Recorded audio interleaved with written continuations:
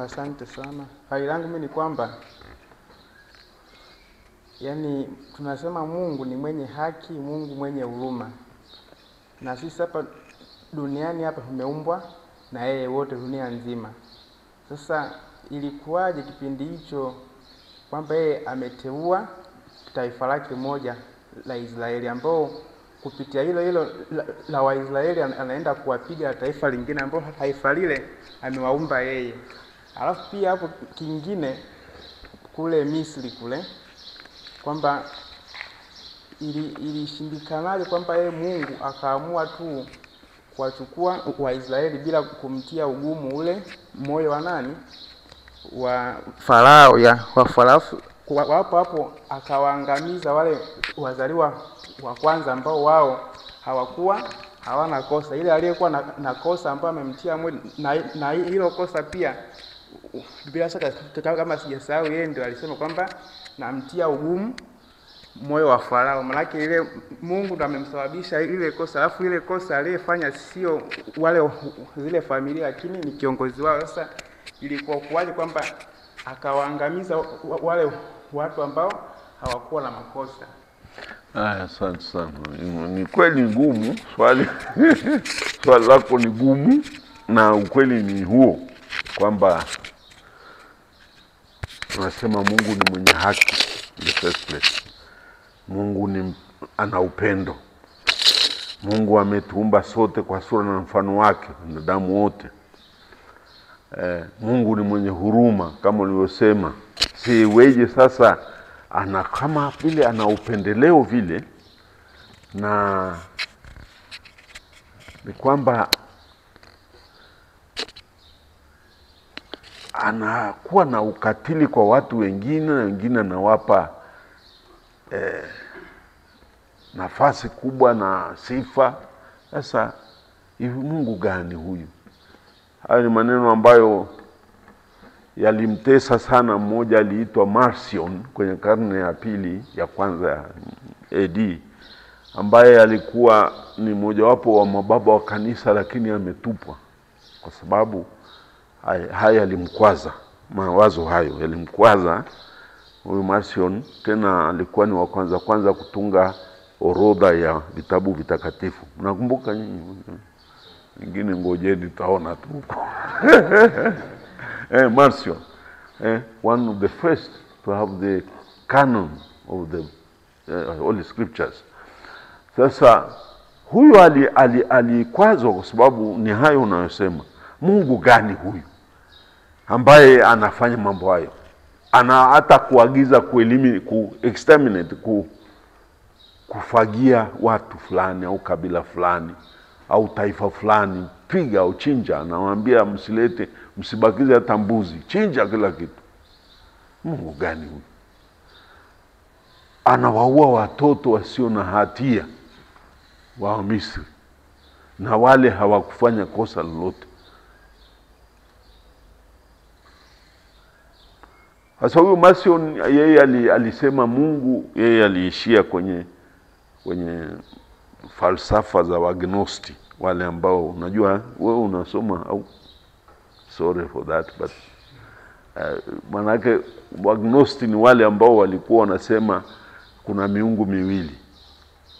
Mungu mmoja ambaye anaitwa Demiurge, yeye ni Mungu mbaya ambaye ndiye ameumba ubaya na vitu vyote vilivyo vibaya duniani vimetoka kwa Demiurge, huyo Mungu huyo. Na kuna Mungu mwema, Mungu ambaye anatutendea mema. Mungu wa giza ni Demiurge, na huyu Mungu mwema ni Mungu wa mwanga, light. Kwa hiyo dunia kwa huyo au wanaoimani au falsafa za magnostiki au magnosti, hawa wanasema ulimwengu una kampu mbili, yani makambi mawili. Kambi la giza, kambi la ulimwengu umegawanyika, ni dualism, umegawanyika mara mbili. Giza, mwanga, kifo, uhai, chini, juu, yani positive na negative, sawa? Hao ni magnosti. Sasa huyu alianguka huko. Akasema Mungu yule wa Agano la Kale ni Mungu wa giza. Mungu mbaya. It is demiurge. Huyo nimesema Marcion alisema hayo. Sio mimi nimesema. Wala msiseme Ngowi alisema. No, I'm talking about this Marcion na wengine walioishi kwenye karne kuanzia karne ya kwanza BC mpaka karne ya 4 walikuwa very strong. Ili falsafa hizo ziliharibu sana kanisa na kutikisa. Basi mwishoni alianguka kabisa. Akasema yeye ameandika, akasema the God of the Old Testament is not the same God of Jesus. Is not the Father of Jesus. Is another God. The Father of Jesus, baba wa Yesu Kristo, ni Mungu anayeelezwa katika Agano Jipya, sio yule wa Agano la Kale. Yule wa Agano alikuwa mbaya, mkatili. Kwa hiyo haiwezekani. Picha tunayopata kwa Yesu Kristo kwamba ni baba wa milele, baba anayetupenda, anayetuandalia makao na nini, sio yule baba yule wa Agano. Kwa hiyo huyu alianguka na kanisa likamburuza huko na kutupa kule kila kitu. Kuna waandishi wakubwa na walimu wakubwa wa kanisa ambao wameachwa. Wako kadhaa. Mmoja wapo ni huyu. Sasa nitaka kusema hiyo unaeleza sasa ni hivyo kidogo inagusa, kwa sababu ukiangalia katika Agano la Kale kuna picha mbili zinazojitokeza za Mungu. Mungu ambaye anaonekana kama ana upendo lakini usio na mhemko.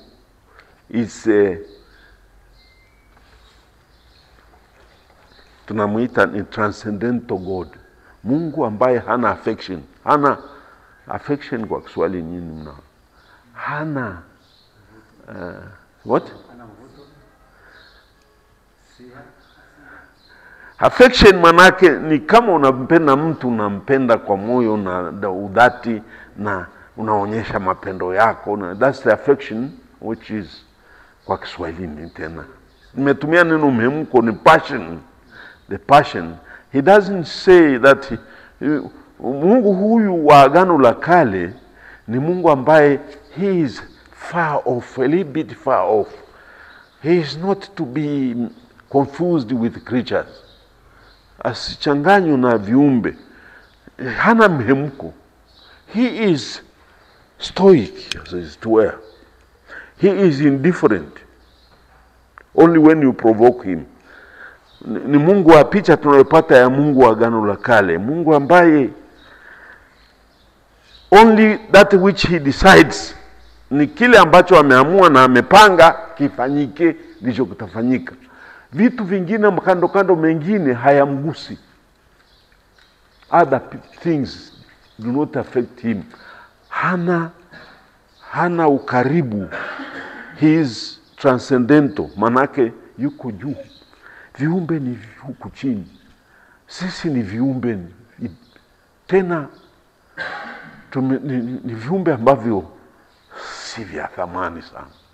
It's like kama anaumfinyanga kitu, anatengeneza chungu. Kile chungu kikiwa akimpendeza na tupa kule kinapasuka. That's what we are. We are only creatures. Not much. Sio tofauti sana na kuku. Tunachinja kuku, sio kama tunakuwa na passion sana. Yes, I'm saying so. That is the image of the divinity, the deity that appears, anakuwa portrayed katika Agano la Kale. Mungu yule ni transcendental. Mungu ambaye he is not to be affected by creatures. Haguswi na vitu au watu. No. He is above everything. He is too far and too great and too mighty kwamba sisi we are nothing. That's the image of God that we get in the Old Testament. Sasa Mungu huyu ana mipango yake, and they cannot be thwarted. Manake haiwezi kuzuiliwa na chochote kile. mipango yake.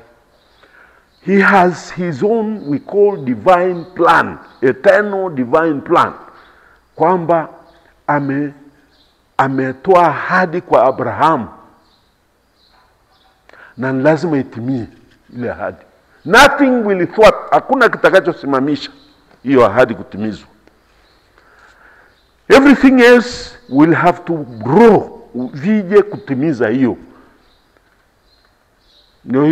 Ndio sasa ile ahadi aliyompa Abrahamu yeye na kuapa kwa jina lake yeye inafunika kila kitu. All else, vitu vingine vyote they should be at the service of that promise, kwa ahadi ile. Unanielewa nikichanganya lugha hii tunaelewa. Manake ahadi ile is the key to the understanding of the Old Testament. Kwa hiyo matendo yote yaliyopo yanaelekea kwenye ile ahadi. Na ahadi hiyo ni kwamba nitakupa nchi takatifu, na katika uzao wako nitafanya agano nawe, na katika uzao wako atatokeza yule mfalme wa milele, ad olam, milele. Na ndio inaelekea hivyo katika mtiririko huo mpaka Kristo. Nothing will stop him from that mpaka Kristo. Sasa vitu vyote, matukio yote yanaelekeza huko. Kwa hiyo Waisraeli ni chombo tu. You are nothing before his promise to Abraham. Sisi we are at the service, yani maana kama mtumishi. Ndio Bwana, kama you are there only to save that promise. Mnanielewa nyinyi? Hiyo ndio fumbo la agano la kale. We call it, tunaita inclusio. Yani kila kitu kinaenda mpaka ile sura 22 ya kitabu cha Ufunuo, mwisho nafunga. Sasa kwa hiyo mpango huo wa Mungu wa Misri wapo kwa ajili ya kutumikia hilo agano. Na value yake, yani value ni tena, thamani yao ni katika hilo agano. Nyinyi wewe ukienda ukitishia agano lake, si Farao alitaka kuwaua? You are nothing. Tupa kule kama frogs tu mpaka agano lake litimie. Unataka kuangamiza Abraham, alikwenda pale na mke wake. Sasa jamaa kamezea mate mke wake Abraham. Nakumbuka hiyo story sio? Yule mama Mungu akafanya yule mama kaleta madhara kwa Abraham. Abraham pata upele vibaya sana, akasema what's going on? Sio Abraham, Farao. Akaambiwa wachawi wake wale wanaitwa Hatumim. Wakamwambia kuna mtu umemwingiza huku nyumbani huku. Ndiye amekuletea hayo mapele na ugonjwa wa vifafa na pata. Labda yule mwanamke wakaenda kuuliza, wewe mama, wewe Sara ni mke wa yule au ni dadake kweli wewe? Sababu Abraham was afraid. Abraham alisema mke wangu wewe, nikienda huku tunapoingia huku, wewe sema ni dada yangu, sababu nikisema ni mke wangu, this man will kill me. Kwa sababu Sara alikuwa mwanamke mzuri sana. It's known kweli alikuwa mzuri sana. Kwa hiyo akijua kwamba wewe ni mke wangu ataniua ili akuchukue wewe. Lakini nikisema dada yangu, labda atakakana wewe, atakuachia. Lakini hakujua kwamba Mungu atalipa. Akamletea magonjwa. Farao akaanza kuuliza, wakamwambia yule mwanamke uliyemleta pale kwako mkula mezani pale, afadhali umfukuze mara moja ukitaka kupona. Na akamfukuza. What is it? Ni katika service, yani Farao is nothing mbele ya ile agano la Abraham kumrudisha kwenye nchi ile ya ahadi, sio? Kila kitu. Na msichezee Mungu kwa kweli. Haya, ikawa sasa tena mtoto Musa, mambo wanazuia, akaja Yosefu. Yote ni Yosefu alikuwa anasema hakuna ndugu zangu, hamkuniuza tu, ni Mungu ameamua mniuze. Umeona? Hata Yosefu, yule mtoto wa mwisho ni mtoto mpendwa wa Yakobo, alipouzwa na ndugu zake alisema, I came here not only because you sold me, but it's because God willed that I should come here to prepare a place for you. Sio mnaandika hivyo? Sio kama mnasoma nyinyi, kama msomi msije hapa. Mwe mnasoma. Ni entertaining. Kuanzia ile sura ya 36 mpaka 50 ni simulizi, mimi nikichoka nasoma. Lakini sio kila mtu na vionjo vyake. Sasa alikuwa amerudia mara 3 akisema, nimekuja hapa kwa kuwa Mungu alitaka nije niwatayarishie mahali. Ajabu sana, ajabu na mateso yote aliyopata, lakini ni mpango wa Mungu. Na Yosefu alikuja kuwa vizir, manake makamu wa Farao, the second highest person in the empire. Akasema, nafasi hata hiyo niliyoshika ni Mungu amepanga. Na kwa nini amepanga? Ili awaokoe Waisraeli. Si kila wakati mipango yote yanaelekea kwenye ile ahadi ya Abraham mpaka itimie. Na baada ya Yosefu akaja Farao, hajui tena Yosefu, akaanza kuwadhulumu wana the descendants of Abraham. What happened? Ndio hicho, everything at the service of the promise.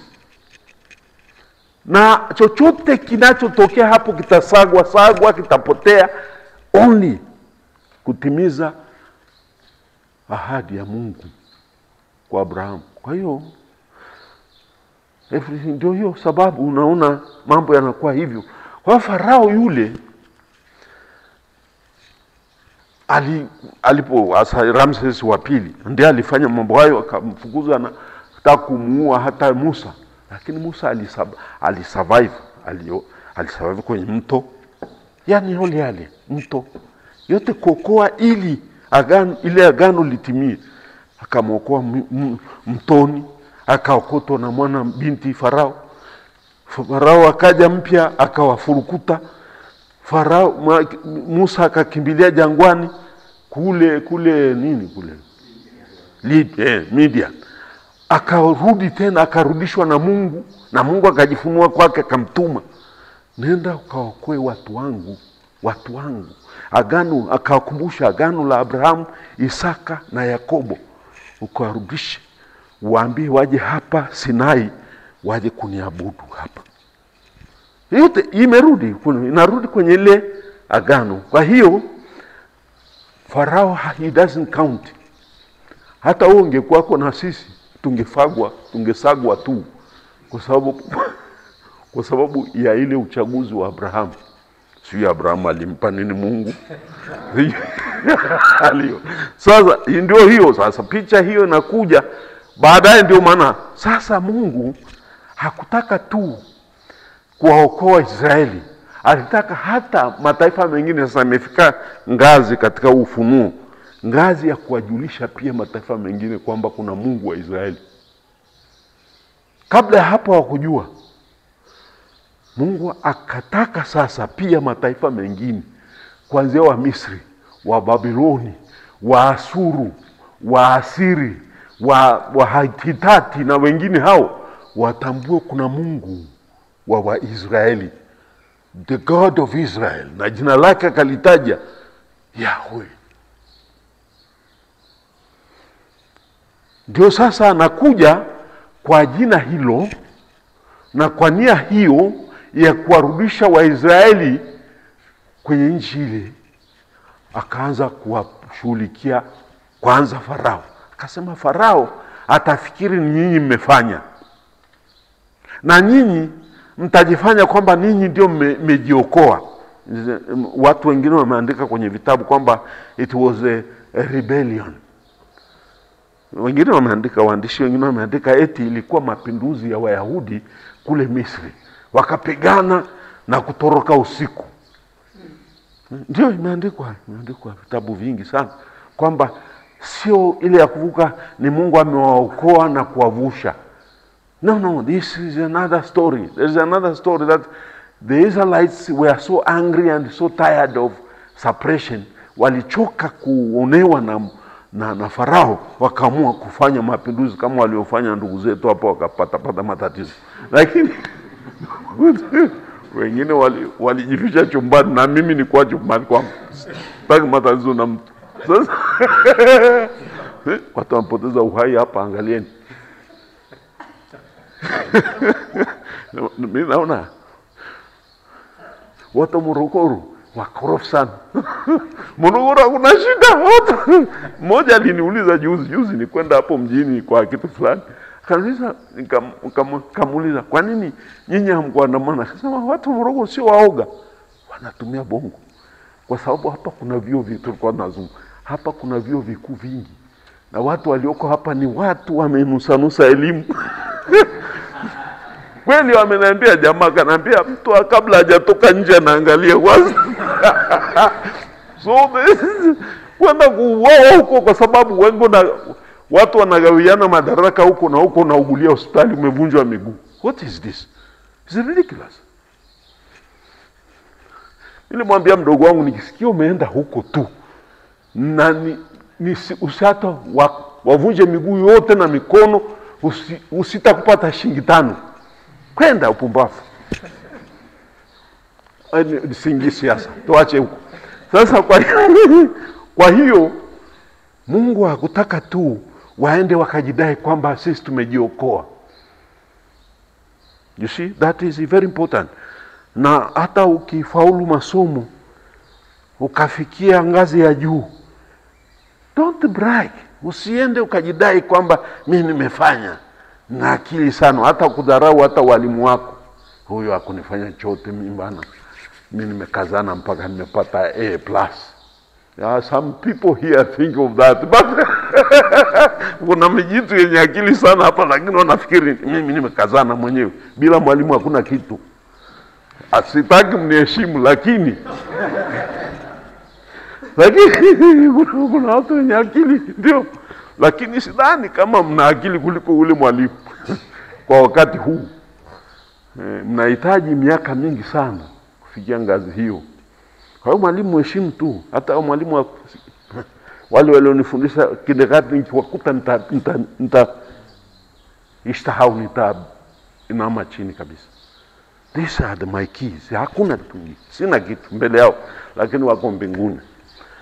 Sasa Mungu alitaka Farao pia aelewe kwamba Waisraeli wana Mungu, sio wao Farao na kwenda chooni, wanaenda chooni na kujua kama watu wakao najiita Mungu. Mungu gani pumbafu? Nitakukomesha. Wao najiita Mungu. Ni watu walijiita Mungu, they fight themselves. Mungu alitaka kuwaonyesha sio hivyo. Na kwa hiyo in that katika mafundisho namna hiyo, God is ruthless. Maana Mungu hana huruma ise. Katika mambo ukichallenge Mungu wake, hana huruma. Hata kusaga kama kweli hana huruma. Mungu mara nyingine ni anatisha, wanasema is dangerous. Kwa hiyo usije ukachallenge Mungu wake. Na Farao alijiita Mungu, who else? I am God, Ra. Sasa yeye alifanya hivi Waisraeli watambue kwamba hawakujiokoa wenyewe, na pia Farao atambue kwamba kuna Mungu. Na ndio maana kuna sentence aliwaambia, nitamfanya Farao aonyeshe kiburi ili nimcrash hatua kwa hatua mpaka asarende na kuanguka chini, na ndipo nitaokoa. Kwa hiyo alikuwa na ukifanya kitu haraka mtu haelewi. Kwa hiyo it was a pedagogical stages. They were pedagogical stages. Ni zile stage yale maplegi kwa Kiswahili ni tena. Mapigo 9 yale ni mafunzo. Hatua ya kwanza anaanza kiburi, anasema haiwezekani. Ya pili, Anakikera lakini sikuachi. 3 mpaka ile ya mwisho ya kuua watoto. God does not, Mungu haachi chochote bila kufikia mpango wake. Whether it is, hata sisi hata sacrifice. Mbona hakumwacha mwanae? Kwa hiyo sababu kubwa ilikuwa ni kwamba kumwaminisha kwamba kuna Mungu aliye juu. Ndio. Pia kwenye mataifa mengine ilikuwa ni sababu kwamba kumwambia kwamba nyie kuna Mungu ambaye aliye juu, kwa hiyo muamini yeye. Ndio. Na kwa hakuna kitu kitakacho kuzuia hilo. Kwa hiyo ndio maana Farao. Na la pili kati ya nimesema mawili, la kwanza ni hilo. La pili, Waisraeli watambue hakuna kinachoweza kutendeka bila yeye. Ndio maana anasema nitafanya moyo wa Farao uwe mgumu, ili atambue kwamba kuna Mungu wa Israeli, ya kwanza. La pili, kwa Wayahudi hakuna kinachotendeka bila rational mind behind. Hii pamoja na Waafrika hivyo hivyo. Hakuna kinachotendeka kwa bahati mbaya. There is always a rational mind. Mwafrika sio. And this is known katika falsafa za Waafrika kwamba hakuna kitu anasema ni bahati mbaya. Hakuna bahati mbaya kwetu kwa Waafrika. Ile philosophy, the mental philosophy ya Mwafrika, hakuna bahati mbaya wala eti hakuna kitu bila cause. Hakuna.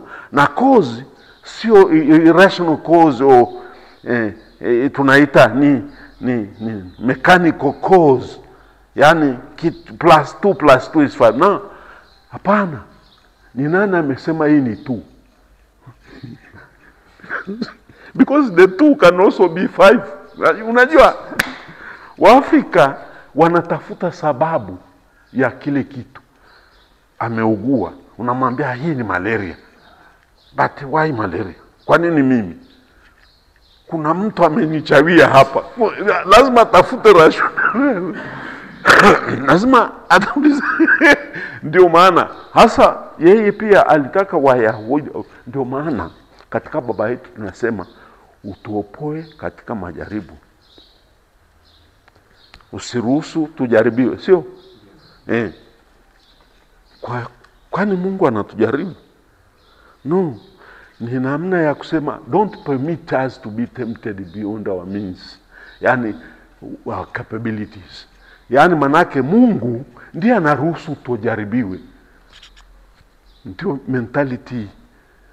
Sio kwamba unajaribiwa tu. Shetani hana nguvu juu yangu. Ni Mungu anamruhusu kama alivyomruhusu shetani kumjaribu Ayubu. Sivyo? The same is in our Father. Ile sala baba yetu tunaisali tu kana sikia tayari dakika 5 umeshamaliza. Hata ukimuuliza ulisema nini? Nimesali baba yetu tu. Ipi? Maneno gani?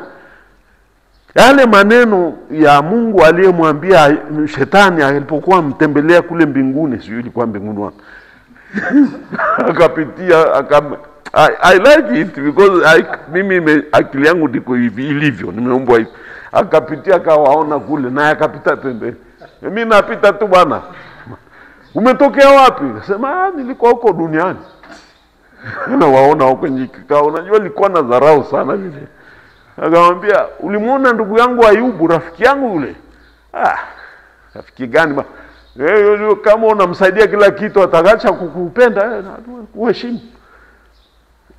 Alikuwa ndio akamwambia, sasa kwa hiyo sasa ujue kwamba ananipenda kweli.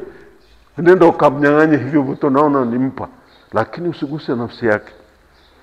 Sasa shetani likafurahi sana, likaenda kuponda kila kitu, familia, haribu, mashamba, mifugo, kila kitu. Lengo nini? Mungu kwa nini alimruhusu shetani aende kumjaribu Ayubu? Nani anaweza kwa sababu gani? Kwa nini alimruhusu aende kumjaribu Ayubu? Why? Yaani Ayubu akapata matatizo mpaka rafiki zake wakamcheka na kumdharau. Kwa nini Mungu aliruhusu shetani aende kumletea madhara Ayubu? Mungu anapata sifa kwa ushindi wa Ayubu, through Ayubu. Mungu anatupa majaribu kwa sababu anatuamini. Moja, ukiona unapata majaribu, usione mtu anateseka mkamdharau. He is closer to God than we who are basking in the sun na kurukaruka hovyo. Hakuna kinachokupata kwa sababu umeshadharauliwa. Lakini Mungu akiwa karibu na wewe atakuchemsha. Msiogope, lakini msiogope kukaa karibu na Mungu kwa sababu kweli atakutesa. It's like going closer to a fire. Atakuchoma tu. Na ndio nimeshaona watu ambao wana mateso, be careful. Na ndio tunafundishwa sisi katika mambo mengine. Usianze kutoa hukumu yako ya kipumbavu ya kibinadamu. This man don't say, huyu ni dhambi tu zimemjaa. Perhaps because he is so pure, God comes very close to him na anamchoma. Anaunguza everything else that is in him that is not worthy of God. Kwa hiyo anaunguza na anateseka watu hawa. Na nimeshaona mengi. Sasa kwa hiyo Ayubu aliteseka kwa sababu Mungu alipata sifa kwa njia yake. God was proud of Job. Mungu ukiona Mungu hapati sifa kwako, wewe umeacha. Moja wapo ni mimi. Sijui hata ni kwa. Sasa ndio nawaambieni. Sasa Waisraeli wasija wakajizolea sifa ambazo si zao.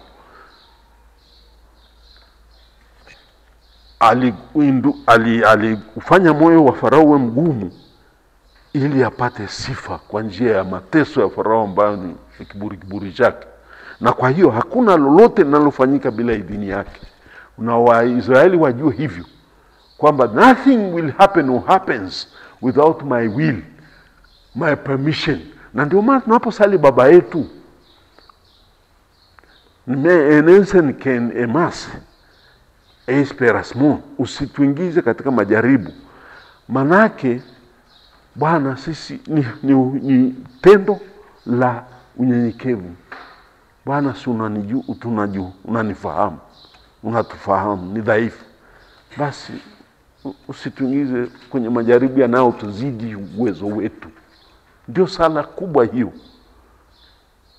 Kama hata unanijaribu kwa sababu najidai kwamba niko karibu na wewe, nakuja kanisani na nini, ni kwa sababu mimi ni dhaifu. Bwana usiniingize kwenye majaribu yanayonizidi uwezo. Na Mungu anakusikiliza sana ukisema ile sala hiyo, kipengele hicho. Basi ndio hivyo. Kwa hiyo Mungu sasa katika historia ya Agano la Kale hakuna kinachopaswa kuzuia mpango wake wa ukombozi. Ndio tunaita mpango wa ukombozi au ni plan of salvation plan. Nini inaitwaje kwa Kiswahili? Wa wokovu, sio? Asante mwalimu. Ndio mpango wa wokovu wa Mungu, hauingili na chochote. Na chochote kinachokuja ni kwa ajili ya huo mpango. Hata mimi ningekuwa wakati ule, ningetumika kwa mpango huo. Kama sifai, choma tupa kule. Kwa hiyo utakuta mataifa ambayo yanajaribu kuingilia mpango huo, yanafagiliwa. Ni kuendelea tu mpaka Kristo. Yote. Kwa hiyo ndio ilivyo kwenye Agano la Kale. Kwa hiyo Mungu si kwamba anawachukia, isipokuwa ukiwa rafiki wa Israeli hakuna anayekugusa. Yes, wewe kuwa tu adui wa Israeli, wewe ni adui wake. Na wewe unaingilia mpango wake, utakwenda. Fagia yote makaifa. Nimefagia Ogu mfalme wa Bashani na mfalme wote wa Kanaani na wengine wote. Waache njia wazi kwa mpango wangu. Paka hapo. Ndio ilivyo. Imeeleweka kidogo.